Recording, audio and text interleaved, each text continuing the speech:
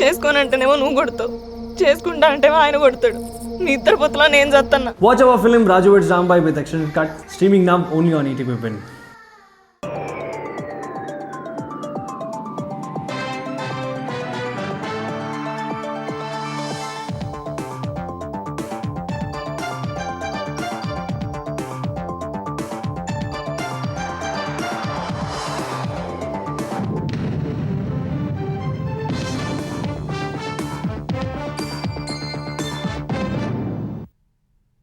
నమస్కారం, ఈటీవీ న్యూస్కి స్వాగతం. ఈనాటి ముఖ్యాంశాలు.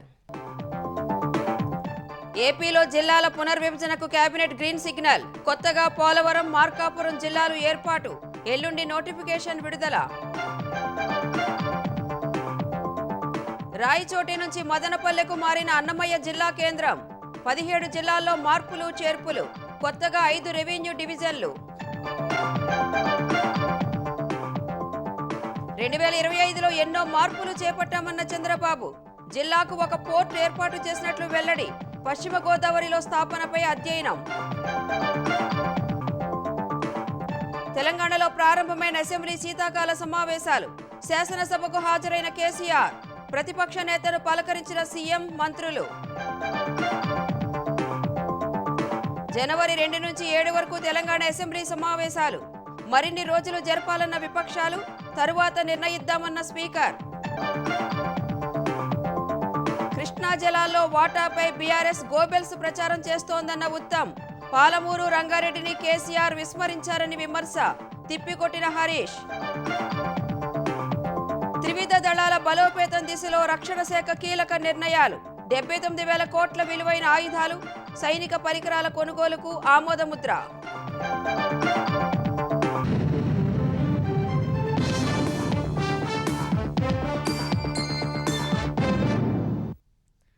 ఆంధ్రప్రదేశ్లో కొత్త జిల్లాల ఏర్పాటుకు కేబినెట్ ఆమోదముద్ర పడింది. ప్రస్తుతం ఉన్న 26 జిల్లాల సంఖ్య 28కి చేరనుంది. కొత్తగా మార్కాపురం, పోలవరం జిల్లాల ఏర్పాటునకు మంత్రివర్గం ఆమోదముద్ర వేసింది. మదనపల్లి కేంద్రంగా అన్నమయ్య జిల్లాను కొనసాగిస్తూ కేబినెట్ నిర్ణయం తీసుకుంది. కొత్త రెవెన్యూ డివిజన్ల ఏర్పాటు సహా పలు చోట్ల సరిహద్దుల మార్పులకు మంత్రివర్గం ఆమోదం తెలిపింది. కొత్త జిల్లాలపై ఈ నెల 31న తుది నోటిఫికేషన్ రానుండగా అదే రోజు నుంచి మార్పులన్నీ అధికారికంగా అమల్లోకి రానున్నాయి. ముఖ్యమంత్రి చంద్రబాబు అధ్యక్షతన సచివాలయంలో జరిగిన మంత్రివర్గ సమావేశంలో 24 అంశాలపై చర్చించి ఆమోదం తెలిపారు. ఈ నెలాఖరులోపు కొత్త జిల్లాల ఏర్పాటు, సరిహద్దుల మార్పులపై తుది నోటిఫికేషన్ ఇవ్వాల్సి ఉండగా మార్పులు, చేర్పులు, ప్రజల నుంచి వచ్చిన అభ్యంతరాలు, సూచనలపై కేబినెట్లో సమగ్రంగా చర్చించారు. ఇప్పటికి ఇచ్చిన ప్రాథమిక నోటిఫికేషన్లో ప్రజాభిప్రాయం మేరకు మార్చాల్సిన అంశాలపై మంత్రుల అభిప్రాయాలను సీఎం తీసుకున్నారు. సాధ్యాసాధ్యాలపై ఇప్పటికే పలుమార్లు అధికారులతో ఉన్నత స్థాయి సమీక్ష నిర్వహించిన సీఎం ప్రతిపాదనలను కేబినెట్లో చర్చించి ఆమోదముద్ర వేశారు. ఏపీలో ప్రస్తుతం 26 జిల్లాలు ఉండగా కొత్తగా 2 జిల్లాలు ఏర్పాటు చేయాలని నిర్ణయించారు. 9 జిల్లాలు మినహా 17 జిల్లాల్లో మొత్తం 25 మార్పులకు కేబినెట్ ఆమోదం తెలిపింది. చంద్రబాబు హామీ ఇచ్చిన మేరకు మార్కాపురం, గిద్దలూరు, కనిగిరి, ఎర్రగొండపాలెం నియోజకవర్గాలతో మార్కాపురం జిల్లా ఏర్పాటుకు ఆమోదముద్ర వేశారు. రంపచోడవరం కేంద్రంగా పోలవరం జిల్లా ఏర్పాటుకు మంత్రివర్గం ఆమోదం తెలిపింది. రైల్వే కోడూరు నియోజకవర్గాన్ని తిరుపతి జిల్లాలో కలపాలన్న ప్రజల ఆకాంక్షకు కేబినెట్ ఆమోదం తెలిపింది. రాజంపేట నియోజకవర్గాన్ని కడప జిల్లాలో కలిపేందుకు మంత్రివర్గం అనుమతి ఇచ్చింది. మదనపల్లిని జిల్లాగా చేస్తానన్న సీఎం చంద్రబాబు హామీ మేరకు మదనపల్లి కేంద్రంగా అన్నమయ్య జిల్లాను కొనసాగించాలని మంత్రివర్గం నిర్ణయించింది. ఇప్పటి వరకు అన్నమయ్య జిల్లా కేంద్రంగా ఉన్న రాయచోటి అదే జిల్లాలో కొనసాగుతుందని మంత్రివర్గం స్పష్టం చేసింది. రాయచోటి నుంచి జిల్లా కేంద్రం మార్పుపై స్థానిక మంత్రి మండిపల్లి రాంప్రసాద్ రెడ్డి కేబినెట్ సమావేశంలో బాధపడగా ఆయన్ను సీఎం ఓదార్చినట్టు భేటీ తర్వాత మంత్రి అనగాని సత్యప్రసాద్ తెలిపారు. రాయచోటి అనేది వాళ్ళు ఇప్పుడు కూడా హెడ్ క్వార్టర్గా వాళ్ళు ఒప్పుకోవట్లేదు కాబట్టి రాజంపేటను కడపలో తీసుకెళ్లాలని చెప్పేసి కేబినెట్ ఆమోదం చేసింది. పరిపాలనా సౌలభ్యం లేనటువంటి విధానంగా కేవలం రాయచోటిగా పెట్టేటువంటి పరిస్థితి. కాకపోతే ఇప్పుడు మన రాయచోటిని సింగిల్ గా ఒక నియోజకవర్గాన్ని ఒక డిస్ట్రిక్ట్ గా ఇవ్వలేము కాబట్టి అన్నమయ్య జిల్లా అలాగే అన్నమయ్య జిల్లాగా ఉండి హెడ్ క్వార్టర్ ని మదనపల్లి మార్చడం జరుగుతా ఉంది. రాయచోటి కూడా మదనపల్లి జిల్లాలో ఒక భూభాగంగా ఉంటుందని చెప్పేసి కూడా అందరితో కూడా చర్చించి, ఎందుకంటే ఎవరు ఉండట్లేదు కాబట్టి రాజంపేట వాళ్ళు మేము ఉండము, మేము అసేమిరాని గొడవ చేస్తున్నారు, రైల్వే కోడూరు గొడవ చేస్తున్నారు కాబట్టి తప్పనిసరి అందరితో చర్చించిన తర్వాత ఇలాంటి డ్రాస్టిక్ డెసిషన్ తీసుకోవడం రాంప్రసాద్ రెడ్డి గారు చాలా బాధపడుతూ ఉన్నారు, వారు అడుగుతూ ఉన్నారు. గౌరవ ముఖ్యమంత్రి గారు మళ్ళీ కేబినెట్ తర్వాత కూడా వారి రూమ్లోకి పిలిచి మాట్లాడి ఓదార్చన జరిగింది. అంటే ఆ రోజు పారదర్శకంగా చేసి ఉంటుంటే ఈ ప్రాబ్లం వచ్చేది కాదు. గౌరవ ముఖ్యమంత్రి గారు ఫీల్ అవుతా ఉన్నారు. నేను చెప్పాను కూడా గతంలో రాయచోటిని అని, వారు కూడా ఫీల్ అవుతా ఉన్నారు, దాంట్లో డౌట్ లేదు. రాంప్రసాద్ రెడ్డి తప్పకుండా దీన్ని అధిగమిస్తాడు. రాబోయే రోజుల్లో ఆ ప్రాంతాన్ని ఎలా అభివృద్ధి చేయాలో గౌరవ ముఖ్యమంత్రి గారు తప్పకుండా చేసి పెడతారు. ఏపీలో కొత్తగా 5 రెవెన్యూ డివిజన్లు ఏర్పాటు చేస్తూ కేబినెట్ ఆమోద ముద్ర వేసింది. అనకాపల్లి జిల్లాలో అడ్రోడ్డు జంక్షన్, ప్రకాశం జిల్లాలో అద్దంకి, అన్నమయ్య జిల్లాలో పీలేరు, శ్రీ సత్యసాయి జిల్లాలో మడకసిర, నంద్యాల జిల్లాలో బనగానపల్లి రెవెన్యూ డివిజన్లుగా ఏర్పాటు చేసేందుకు కేబినెట్ ఆమోదం తెలిపింది. పెనుకొండ మండలాన్ని వాసవి పెనుకొండగా మార్చాలని కేబినెట్ నిర్ణయించింది. గూడూరు నియోజకవర్గంలోని 3 మండలాలను నెల్లూరు జిల్లాలో చేర్చారు. ఆదోనిని 2 మండలాలుగా విభజించేందుకు కేబినెట్ అంగీకారం తెలిపింది. గ్రామ, వార్డు సచివాలయాల పేర్లు స్వర్ణగ్రామం, స్వర్ణ వార్డుగా మార్చాలని మంత్రివర్గం నిర్ణయించింది. పీపీపీ విధానంలో మెడికల్ కళాశాలల నిర్మాణం పూర్తి చేసి నాణ్యమైన విద్యను తీసుకురావాలని కేబినెట్లో నిర్ణయించినట్టు ఏపీ వైద్య ఆరోగ్య శాఖ మంత్రి సత్యకుమార్ తెలిపారు. పీపీపీ విధానంపై పెట్టుబడిదారులను మాజీ సీఎం జగన్ భయపెట్టే ప్రయత్నం చేస్తున్నారని, జగన్ తాటాకు చప్పుళ్లకు ఎవరూ భయపడరని సత్యకుమార్ అన్నారు. ఎవరిని ఏమీ చేయలేరు. చూశారు కదా 5 సంవత్సరాల్లో ఆయన ఎటువంటి దౌర్జన్యాలు చేస్తే ఎవరు భయపడ్డారా? ఈ మరి ఇంత పెద్ద ఎత్తున రాష్ట్రంలో పెట్టుబడులు ఉన్నాయి. ఎందుకంటే కూటమి ప్రభుత్వం మీద పెట్టుబడిదారుల్లో చాలా విశ్వాసం ఉంది. 23.5 లక్షల కోట్ల పెట్టుబడులు అగ్రిమెంట్లు అయ్యాయి, ఎంఓయూలు అయ్యాయి అంటే అవన్నీ విశ్వాసం లేకపోతే వస్తారా? అయితే ఈ విషయంలో కాస్త బెదిరింపులు, అది పాల్పడ్డము ప్రజల్లో ఏదన్నా జగన్మోహన్ రెడ్డి గారి కారణంగా అనుకోవచ్చు, కానీ పెట్టుబడిదారుల్లో అటువంటి భయం ఏం లేదు. ఏపీ వ్యాప్తంగా జనవరి 2 నుంచి 9 వరకు రాజముద్రతో కలిగిన పట్టాదారు పాసుపుస్తకాల పంపిణీని చేపట్టాలని కేబినెట్లో నిర్ణయించినట్టు మంత్రులు తెలిపారు. మంత్రివర్గ సమావేశాల్లో ఎజెండాలోని అంశాలు ముగిశాక తాజా రాజకీయ పరిణామాలపై మంత్రులతో సీఎం చర్చించారు. 2025లో ఎన్నో మార్పులకు శ్రీకారం చుట్టామన్న చంద్రబాబు 2026లో ఇంకా బాగా పనిచేయాలని దిశానిర్దేశం చేశారు. ఏడాదిలో సాధించిన పాలనా విజయాలు చదివి వినిపించారు. పశ్చిమ గోదావరి మినహా ప్రతి జిల్లాకు ఒక పోర్టు ఉండేలా చేశామన్న సీఎం ఆ జిల్లాలోనూ పోర్టు ఏర్పాటు సాధ్య అసాధ్యాలపై అధ్యయనం చేయాలని కృష్ణబాబుకు సూచించారు. దుర్గగుడికి విద్యుత్ నిలుపుదలపైన కేబినెట్లో సీఎం ప్రస్తావించారు. ఇలాంటి వ్యవహారాల్లో ప్రభుత్వ శాఖల మధ్య సమన్వయం ఉండేలా చూసుకోవాలని ఆదేశించారు. కీలకమైన అంశాల విషయంలో మంత్రులు ఉన్నతాధికారుల స్థాయిలో సంప్రదించి నిర్ణయాలు తీసుకోవాలని స్పష్టం చేశారు. సున్నితమైన అంశాల విషయాల్లో జాగ్రత్తలు తీసుకోవాలని అధికారులకు, మంత్రులకు సూచించారు. అధికారులందరూ కేబినెట్ సమయానికి ఉండాల్సిందేనని ముఖ్యమంత్రి స్పష్టం చేశారు. మున్సిపల్ అంశాలపై చర్చకు వచ్చిన సమయంలో అధికారులు లేకపోవడంపై అసహనం వ్యక్తం చేశారు. నవంబర్ నుంచి విద్యుత్ ఛార్జీలు యూనిట్గా 13 పైసలు ట్రూ డౌన్ చేసిన ఘనత కూటమి ప్రభుత్వానిదేనని చెప్పారు. కుప్పం, దగదర్తి ఎయిర్పోర్టులు అభివృద్ధి చేయాలని ఆదేశించారు. ఐక్యరాజ్య సమితి వచ్చే ఏడాదిని క్వాంటమ్ ఇయర్గా ప్రకటించినందున ఆ సమయానికి మన క్వాంటమ్ కంప్యూటర్ తయారవుతుందన్నారు. ఐక్యరాజ్య సమితి క్వాంటమ్ సదస్సు అమరావతిలో పెడుతుందన్నారు. అన్నమయ్య జిల్లా కేంద్రంగా రాయచోటిని కొనసాగించాలనే డిమాండ్తో నిరసనలు కొనసాగుతున్నాయి. ప్రజా సంఘాలు, విద్యార్థి, యువజన, కార్మిక, ఉద్యోగ సంఘాలు అన్ని రాజకీయ పార్టీల నాయకులు కలిసి ఆందోళనలు చేపట్టారు. కర్నూలు, చిత్తూరు జాతీయ రహదారిపై భారీ నిరసన ర్యాలీ చేశారు. నేతాజీ కూడలిలో మానవహారం ఏర్పాటు చేశారు. అనంతరం ఠాణా కూడలి, దిగువ petrol bunk, Gandhi Bazar, Galiveedu road, bus stand road మీదుగా వేలాది మంది విద్యార్థులు, జేఏసీ నాయకులు, పలు పార్టీల నేతలు ర్యాలీలో పాల్గొని నిరసన తెలిపారు. సీఎం చంద్రబాబు ఎన్నికల సమయంలో ఇచ్చిన హామీ మేరకు రాయచోటిని జిల్లా కేంద్రంగానే కొనసాగించాలని డిమాండ్ చేశారు. మదనపల్లె వద్దు, రాయచోటి ముద్దు అంటూ నినదించారు. ప్రభుత్వం పునరాలోచించుకోకపోతే ఆందోళనలు తీవ్రతరం చేస్తామని నిరసనకారులు హెచ్చరించారు.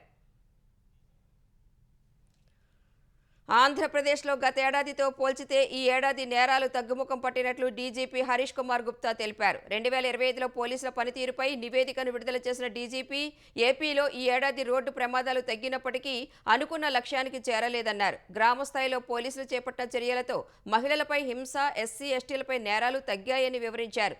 సైబర్ క్రైమ్స్ బాగా పెరిగాయని వెల్లడించారు. గంజాయి సరఫరా అక్రమాలపై 12 రాష్ట్రాలకు చెందిన 343 మంది పాత్ర ఉందని, వారిపై నిరంతర నిఘా పెట్టి అమ్మకాలు అరికట్టే దిశగా చర్యలు చేపట్టినట్లు డీజీపీ తెలిపారు. చట్టానికి విరుద్ధంగా వ్యవహరిస్తున్న వారిపై కఠిన చర్యలు తీసుకుంటామని డీజీపీ హెచ్చరించారు. అన్ని పారామీటర్స్ లో లా అండ్ ఆర్డర్ క్రైమ్ తగ్గింది. ఓవరాల్ గా 6.7% క్రైమ్ తగ్గినట్టుగా మనకు చూపిస్తున్నారు. ఇది మొత్తం data CCTNS based data January to December వరకు. లా అండ్ ఆర్డర్ లో మేజర్ మనకి తగ్గింది క్రైమ్ అంటే రైటింగ్స్ దాదాపు మోర్ దెన్ 50% తగ్గినాయి. దాదాపు 10% non law and order crime తగ్గింది. Property crime 1.27%, crime against women లో 3.81%. అట్లాగే SC/ST లో మేజర్ క్రైమ్ తగ్గింది 25%. తెలంగాణ శాసనసభ శీతాకాల సమావేశాలు ప్రారంభమయ్యాయి. ఈ సమావేశాల్లో తొలుత ఇటీవలే మరణించిన సభ్యులకు సభ సంతాపం తెలిపింది. తరువాత వేర్వేరు చట్టాల్లో సవరణలు చేస్తూ తెచ్చిన ఆర్డినెన్స్లను ప్రభుత్వం సభలో ప్రవేశపెట్టింది. అనంతరం సభ జనవరి 2కు వాయిదా పడింది. తెలంగాణ అసెంబ్లీ శీతాకాల సమావేశాల్లో తొలి రోజున దివంగత మాజీ ఎమ్మెల్యేలు రామ్రెడ్డి దామోదర్ రెడ్డి, కొండా లక్ష్మారెడ్డిలకు సంతాపం తెలిపారు. అనంతరం స్పీకర్ 0 అవర్ నిర్వహించారు. శాసన మండలిలో మాజీ ఎమ్మెల్సీలు మాధవరం జగపతిరావు, అహ్మద్ పీర్ షబ్బీర్లకు సంతాపం ప్రకటించారు. అనంతరం GST సవరణల ordinance, greater Hyderabad municipal corporation మొదటి, రెండో సవరణల ఆర్డినెన్సులు, పురపాలక సంఘాల సవరణల ఆర్డినెన్స్, తెలంగాణ సమగ్ర శిక్ష ఆడిట్ నివేదిక, PM school rising India audit రిపోర్ట్లను ముఖ్యమంత్రి రేవంత్ రెడ్డి ఉభయ సభలో ప్రవేశపెట్టారు. తెలంగాణ పబ్లిక్ సర్వీస్ కమిషన్ సవరణల ఆర్డినెన్స్లను డిప్యూటీ సీఎం భట్టి విక్రమార్క ఉభయ సభలో ప్రవేశపెట్టారు. తెలంగాణ పంచాయతీరాజ్ సవరణల ఆర్డినెన్స్ పంచాయతీరాజ్ శాఖ మంత్రి సీతక్క ఉభయ సభలో ప్రవేశపెట్టారు. ఆయా ఆర్డినెన్స్ల ద్వారా తెచ్చిన సవరణలకు చట్టబద్ధత కల్పించేందుకు ప్రస్తుత సమావేశాల్లో బిల్లులు ప్రవేశపెట్టనున్నారు. శాసనసభలో ప్రశ్నోత్తరాలు రద్దు చేసిన స్పీకర్ 0 అవర్ నిర్వహించారు. ఈ సమయంలో అధికార కాంగ్రెస్, ప్రతిపక్ష BRS, బీజేపీ, MIM, CPIలకు చెందిన సభ్యులు తమ నియోజకవర్గాల్లోని సమస్యలను సభ దృష్టికి తీసుకొచ్చారు. దాదాపు 2 గంటలు శాసనసభ సాగింది. తర్వాత సభ్యులను BAC సమావేశానికి ఆహ్వానించిన స్పీకర్ సభను జనవరి 2కు వాయిదా వేశారు. BACలో శాసనసభ సమావేశాలు జనవరి 2 నుంచి 7 వరకు జరపాలని నిర్ణయించారు. BACలో 15 రోజులు నిర్వహించాలని ప్రతిపాదించిన BRS రైతు సమస్యలు, సాగునీటి అంశాలపై చర్చించాలని పట్టుపట్టింది. అయితే 7 రోజులు సభ జరిగిన తర్వాత మరోసారి BAC సమావేశం నిర్వహిస్తామని స్పీకర్ చెప్పినట్టు భేటీ తర్వాత BRS నేత హరీష్ రావు వెల్లడించారు. అటు కనీసం 20 రోజులైనా సమావేశాలు జరపాలని డిమాండ్ చేసినట్లు బీజేపీ శాసనసభాపక్ష నేత మహేశ్వర్ రెడ్డి చెప్పారు. 32 అంశాలపై చర్చ చేపట్టాలని అడిగినట్లు తెలిపారు. అటు శాసనసభ వ్యవహారాల మంత్రి శ్రీధర్ బాబు కూడా శాసనసభ శీతాకాల సమావేశాలు 20 రోజులు నిర్వహించాలని స్పీకర్ను కోరినట్లు చెప్పారు. చివరకు స్పీకర్ 7 రోజులు సమావేశాలు నిర్వహించనున్నట్టు తెలిపారు. BAC భేటీకి ముందు స్పీకర్ను కలిసిన BRS ఎమ్మెల్యేలు అసెంబ్లీలో నీటిపారుదలకు సంబంధించిన అంశాలపై PPTకి అవకాశం ఇవ్వాలని వినతిపత్రం సమర్పించారు. నీటిపారుదలపై ప్రభుత్వానికి పవర్ పాయింట్ ప్రెజెంటేషన్కు అవకాశం కల్పించినప్పుడు ప్రధాన ప్రతిపక్షమైన BRSకు ఇవ్వాలని కోరారు. బీఆర్ఎస్ అధినేత ప్రతిపక్ష నేత కేసీఆర్ అసెంబ్లీ శీతాకాల సమావేశాలకు తొలి రోజున హాజరయ్యారు. ఈ సమావేశాలకు హాజరయ్యేందుకు నిన్ననే ఎర్రవల్లి ఫామ్ హౌస్ నుంచి నందీనగర్లోని తన నివాసానికి వచ్చిన కేసీఆర్ ఈ ఉదయం అక్కడి నుంచి అసెంబ్లీకి వచ్చారు. అసెంబ్లీ ప్రారంభమయ్యే సమయానికి వచ్చిన కేసీఆర్ నేరుగా శాసనసభకు వెళ్లారు. శాసనసభలో కేసీఆర్ వద్దకు వెళ్లిన ముఖ్యమంత్రి రేవంత్ రెడ్డి అభివాదం చేసి పలకరించారు. కేసీఆర్ ఆరోగ్య పరిస్థితిపై వాకబు చేశారు. అంతా బాగానే అని కేసీఆర్ రేవంత్ రెడ్డికి బదులిచ్చారు. అనంతరం మంత్రులు ఉత్తమ్ కుమార్ రెడ్డి, కోమటిరెడ్డి వెంకటరెడ్డి, శ్రీధర్ బాబు, అడ్లూరి లక్ష్మణ్, సీతక్క కేసీఆర్ వద్దకు వెళ్లి పలకరించారు. సిపిఐ సభ్యుడు కోనంనేని సాంబశివరావు, కాంగ్రెస్ ఎమ్మెల్యే నవీన్ యాదవ్ కేసీఆర్ను పలకరించారు. తొలి రోజు సభలో సంతాప తీర్మానాలు చదివే వరకు సభలో ఉన్న కేసీఆర్ ఆ తరువాత తన ఛాంబర్లో అటెండెన్స్ రిజిస్టర్లో సంతకం చేసి ఇంటికి వెళ్లిపోయారు. అసెంబ్లీలో ప్రతి సభ్యుడిని గౌరవిస్తామని ముఖ్యమంత్రి రేవంత్ రెడ్డి తెలిపారు. అసెంబ్లీలో మాజీ సీఎం కేసీఆర్ను కలిసిన సందర్భంపై ఇష్టాగోష్ఠి మాట్లాడిన సీఎం ఈ రోజే కాదని కేసీఆర్ ఆసుపత్రిలో ఉన్నప్పుడు కూడా కలిశానని వెల్లడించారు. కేసీఆర్ను మర్యాదపూర్వకంగా పలకరించినట్లు తెలిపారు. అసెంబ్లీ నుంచి వెంటనే ఎందుకు వెళ్లారో కేసీఆర్నే అడగాలన్నారు. పార్లమెంటు సెంట్రల్ హాల్ మాదిరిగానే అసెంబ్లీలో సెంట్రల్ హాల్ ఉంటుందన్న సీఎం ఎమ్మెల్యేలు, మంత్రులందరికీ అక్కడికి అనుమతి ఉంటుందని తెలిపారు. అసెంబ్లీకి రాకుంటే సాంకేతికంగా అనర్హత వేటు పడుతుందని మాత్రమే మాజీ సీఎం కేసీఆర్ సభకు మొక్కుబడిగా వచ్చారని ప్రభుత్వ విప్ ఆది శ్రీనివాస్ విమర్శించారు. శాసనసభ్యుడిగా ప్రజా సమస్యలపై చర్చించాలనే తలంపు కేసీఆర్కు లేదని ఆక్షేపించారు. రాష్ట్రానికి కీలకమైన నదీ జలాలపై చర్చకు సీఎం రేవంత్ రెడ్డి ఆహ్వానించినా వెంటనే సభను వీడటం ఏంటని ప్రశ్నించారు. 2 నిమిషాలు మౌనం పాటించకుండా వెళ్ళిపోయిందంటే తెలంగాణ ప్రజలపైన గాని తెలంగాణ ప్రజా సమస్యలపైన గాని ఏ విధమైనటువంటి ఏమో ఉందో ఈ ఒక్క ఘటన చాలు చూస్తే అని చెప్పనమాట. అసెంబ్లీకి రాకుండా ఉంటే అనర్హత వేటు పడుతుందని చెప్పని వచ్చి సంతకం పెట్టిపోవడమే తప్ప కృష్ణా జిల్లాలకు సంబంధించి ఏం చర్చ జరపాలని చెప్పిన ఆలోచన కూడా వారికి ఉందో లేనటువంటిది. కేసీఆర్ వైఖరి మరోసారి ప్రజలు స్వయంగా చూసిండ్రు. కృష్ణా జలాల వాటాలో ఉమ్మడి పాలమూరు, నల్గొండ, ఖమ్మం జిల్లాలకు అన్యాయం చేస్తున్నారంటూ బీఆర్ఎస్ నేతలు గోబెల్స్ ప్రచారం చేస్తున్నారని నీటిపారుదల శాఖ మంత్రి ఉత్తమ్ కుమార్ రెడ్డి ధ్వజమెత్తారు. హరీష్ రావు గోబెల్స్ ను మించిపోయారని అన్నారు. శాసనసభ ప్రాంగణంలో ఇష్టాగోష్ఠిగా మాట్లాడిన మంత్రి పాలమూరు, రంగారెడ్డిలో 90 టీఎంసీలకు ప్రతిపాదించారని దాన్ని ముందుకు తీసుకువెళుతున్నామని తెలిపారు. బీఆర్ఎస్ నేతలు సుప్రీంకోర్టులో 7 టీఎంసీలకే ఒప్పుకొని వచ్చారని విమర్శించారు. బీఆర్ఎస్ హయాంలో డీపీఆర్ కేంద్రానికి పంపడానికి 7 ఏళ్లు సమయం తీసుకున్నారని ఆక్షేపించారు. ఆ సమయంలోనే 21,000 కోట్ల రూపాయలు ఖర్చు చేశారని తెలిపారు. బీఆర్ఎస్ హయాంలో ఒక్క పంపు పెడితే కాంగ్రెస్ ప్రభుత్వంలో 11 మోటార్లు పెట్టామని చెప్పారు. కేసీఆర్ ప్రభుత్వం పాలమూరు, రంగారెడ్డికి వ్యతిరేకంగా పనిచేసిందని అన్నారు. కాళేశ్వరం ప్రాజెక్టుకు 1,00,000 కోట్లు ఖర్చు చేసి పాలమూరు జిల్లా ప్రాజెక్టులకు మాత్రం మొండి చేయి చూపారన్నారు. కల్వకుర్తి ప్రాజెక్టుకు 900 కోట్లు ఖర్చు చేస్తే పూర్తయ్యేదన్న మంత్రి కానీ చేయలేదని ఉత్తమ్ దుయ్యబట్టారు. మేము వాళ్ళు ఇచ్చిన దానికి అనుగుణంగానే ముందుకు పోతున్నాము. ఈడబ్ల్యూసీ నుంచి మినిస్ట్రీ ఆఫ్ జల్ శక్తి నుంచి రిప్లై వచ్చిందంటే గోదావరి డైవర్షన్ 45 టీఎంసీ ఇది సబ్జుడిస్ అనే పదం వాడినరు. వీళ్ళు సుప్రీం కోర్టు పోయి 7 టీఎంసీలకు ఒప్పుకొని వచ్చిండ్రు. పాలమూరు రంగారెడ్డి ప్రాజెక్టు 90 టీఎంసీతో కట్టాల్సిందే, కడతాము. మీరు 10 ఏళ్లలో పూర్తి చేయలేదు. మీరు పదే అబద్దాలు చెప్పి జనాన్ని మిస్గైడ్ చేసే ప్రయత్నం చేయకండి. పాలమూరు రంగారెడ్డి ప్రాజెక్టు మేము సిడబ్ల్యూసీ క్లియరెన్స్ కి 90 టీఎంసీకే రాసినాము. ఆ 90 టీఎంసీలో 45 TMC minor irrigation, 45 TMC Godavari water. కానీ మీరు ఆ 45 టీఎంసీ కేడబ్ల్యూటీ అంటున్నారు. మా సేవింగ్ ఇన్ మైనర్ ఇరిగేషన్ ఇది మీరు క్లియర్ చేయండి అని అడుగుతున్నాం. మరి ప్రస్తుతానికి ఫేజ్ 1 గా ఇనిషియల్ గా మీరు 45 టీఎంసీ ఇమీడియట్ క్లియర్ చేయండి అన్నాం. ఉత్తమ్ కుమార్ రెడ్డికి ముఖ్యమంత్రి రేవంత్ రెడ్డి సహవాస దోషం ఉందని మాజీ మంత్రి హరీష్ రావు వ్యాఖ్యానించారు. ఉత్తమ్ బయటపెట్టిన బీఆర్ఎస్ హయాంలో ఇచ్చిన జీవోలో పాలమూరు, రంగారెడ్డికి 90 టీఎంసీలు స్పష్టంగా ఉందని అన్నారు. మంత్రి రాసిన లేఖలో 45 టీఎంసీలకు తగ్గించారా లేదా అని అడిగారు. డీపీఆర్ వెనక్కి వచ్చి ఏడాదైనా ఎందుకు పట్టించుకోలేదన్న ఆయన ఇవాళ్టికి కూడా డీపీఆర్ మళ్లీ పంపలేదని ఆక్షేపించారు. తాము 7 అనుమతులు తీసుకొచ్చామని 2 ఏళ్లలో ఒక్క అనుమతి తీసుకొచ్చారా అని ప్రశ్నించారు. గ్రీన్ ట్రిబ్యునల్లో కేసు వేసి కాంగ్రెస్ నేతలే ప్రాజెక్టును అడ్డుకున్నారని, పాలమూరు ద్రోహులు అని మండిపడ్డారు. 2 టీఎంసీల కోసం 2 సొరంగాలు తవ్వామని, పనులు చేశామని వివరించారు. ఈ విషయంలో ఉత్తమ్కు సవాలు చేస్తున్నానని అన్నారు. డీపీఆర్ ఆలస్యంగా ఇచ్చారని, తమను ఉత్తమ్ తప్పుపడుతున్నారని, 2 ఏళ్ల క్రితం కొబ్బరికాయ కొట్టిన కొడంగల్, నారాయణపేట ఎత్తిపోతలకు ఇప్పటికీ పంపలేదని తెలిపారు. పాలమూరు, రంగారెడ్డి ఎత్తిపోతల విషయంలో సీఎం రేవంత్ రెడ్డి రంధ్రాన్వేషణ చేస్తే అది తెలంగాణకే నష్టమని, రాజకీయంగా బీఆర్ఎస్కు ఏమీ కాదని ఆ పార్టీ కార్యనిర్వాహక అధ్యక్షుడు కేటీఆర్ స్పష్టం చేశారు. అనుమతులను దృష్టిలో ఉంచుకుని తాగునీటి పేరున కేసీఆర్ హయాంలో పాలమూరు, రంగారెడ్డి పనులు చేశామని తెలిపారు. శాసనసభలో మీడియా ప్రతినిధులతో ఇష్టాగోష్ఠిగా మాట్లాడిన ఆయన ఏ ప్రభుత్వమైనా ముందుగా తాగునీటి అవసరాల పేరుతోనే ప్రాజెక్టులను ప్రారంభిస్తుందని, తర్వాత అన్ని అనుమతులు తెచ్చుకుంటుందన్నారు. అయితే ఈ విషయాన్ని ఎవరూ బయటకు చెప్పరని వ్యాఖ్యానించారు. పాలమూరు ప్రాజెక్టు పూర్తయితే కేసీఆర్కు పేరు వస్తుందన్న భయంతోనే దాన్ని పడావు పెట్టారని ఆరోపించారు. సీఎం రేవంత్ రెడ్డి అవినీతి అక్రమాలు బయటపడుతున్నాయనే కారణంతోనే బూతులు మాట్లాడుతున్నారని, తనపై వ్యాఖ్యలు చేస్తే స్పందించనని, తన తండ్రిపై మాట్లాడితే మాత్రం ఊరుకునేది లేదన్నారు. జీహెచ్ఎంసీని 3 భాగాలుగా విభజిస్తారన్న ప్రచారం జరుగుతోందన్న కేటీఆర్ 4th సిటీ అని పెట్టిన దానిని కూడా కార్పొరేషన్ చేస్తారేమోనని అన్నారు. ఏం చేసినా శాస్త్రీయంగా ఉండాలని, ఇష్టం వచ్చినట్లు చేస్తే ఊరుకోబోమని అన్నారు. శాసనసభలో కేసీఆర్ను కలిసిన సీఎం రేవంత్ రెడ్డి ఇదే సంస్కారం బయట మాటల్లో కూడా ఉంటే బాగుంటుందని అన్నారు. అనంతరం తెలంగాణ భవన్లో సర్పంచ్ల సన్మాన కార్యక్రమానికి హాజరైన కేటీఆర్ 2 ఏళ్ల తర్వాత బీఆర్ఎస్ ఖచ్చితంగా అధికారంలోకి వస్తుందన్నారు.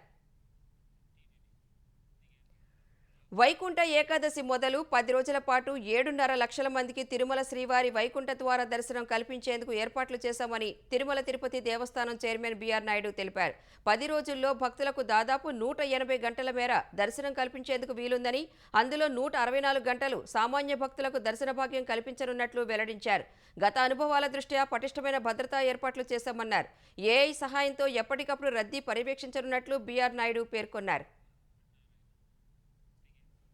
విశాఖ దక్షిణ నియోజకవర్గంలోని మురికివాడలో సరైన నివాస వసతి లేక దుర్భర జీవితం గడుపుతున్న ప్రజలకు వీలైనంత త్వరగా ఇళ్లు నిర్మించి ఇస్తామని పురపాలక శాఖ మంత్రి నారాయణ తెలిపారు. ఎమ్మెల్యే వంశీకృష్ణ శ్రీనివాస్తో కలిసి వెలంపేటలో పర్యటించిన మంత్రి స్థానికంగా ఉన్న మురికివాడలోని ఇళ్లకు వెళ్లి ప్రజల సమస్యలను అడిగి తెలుసుకున్నారు. తమకు సరైన ఇళ్లు లేక బాధలు పడుతున్నామని మహిళలు ఆయనకు వివరించారు. సీఎం చంద్రబాబుతో చర్చించి వీలైనంత త్వరగా ప్రత్యేక ప్రాజెక్టుగా ఇళ్లు నిర్మించి ఇస్తామని మంత్రి వారికి హామీ ఇచ్చారు.